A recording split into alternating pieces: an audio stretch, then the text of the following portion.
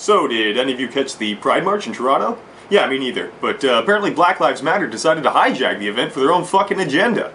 Now let's listen to the co-founder of BLM Toronto explain why.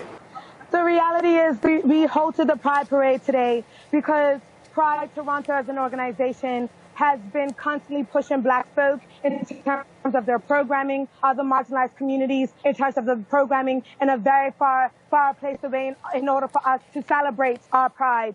So today we held Pride accountable for their anti-blackness, for their anti-indigeneity, for the fact that we have been pushed to the margins way too long. Hey, there's a minority there. And there. Wow, another one.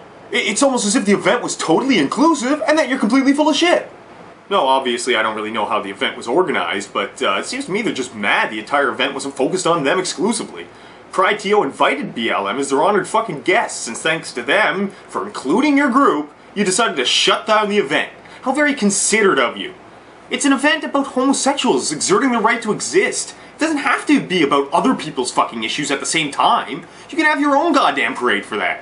What right do you have to hijack some other person's fucking event? Okay, so in order for the parade to move forward, the Toronto Pride director had to sign an agreement on the terms presented by the Black Lives Matter movement. Whoa, hold on a second. Signing terms? Sounds a lot like a list of fucking demands. You know, there's a word for that. It's called blackmail. Folks, when we talk about homophobia, when we talk about transphobia, we go through that too as black people. This is our space the same way. They are in our spaces. We are doing this together. It should be a cohesive unit of how we actually fight against oppression. It should not be one against the other. Anti-blackness and homophobia are things that need to be addressed, and they can be addressed at the same time. So let me get this straight. You feel you have the right to obstruct any event and redirect this agenda to yours? Imagine if everybody with a fucking problem decided to sit at the march. The parade would become a fucking parking lot. Nobody's message would get out amongst the rabble. What were those terms and how exactly this agreement came about? There will be no police floats in the next Pride next year. Give me a fucking break. I know there's tension between the police and Black Lives Matter right now, but you can't just treat the entire police department like they're all bad cops. The homosexual community works real fucking hard to gain a positive relationship with the police, and you just want to ruin that because you don't fucking like them?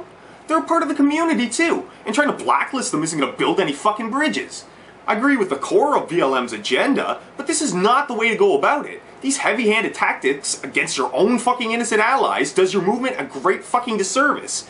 And quite frankly, you're starting to become black fucking fascists. The mayor has very clearly stated that he is in cahoots with the police, that he is not invested in a more inclusive pride, that he is not invested in LGBT communities that are marginalized, he's not invested in black liberation. As much as we pride ourselves in being one of the best places in the world in terms of respect for each other and lack of discrimination and racism, there are still serious issues to be addressed, and those are some of the issues that Black Lives Matter raises, and I respect the fact that they do that.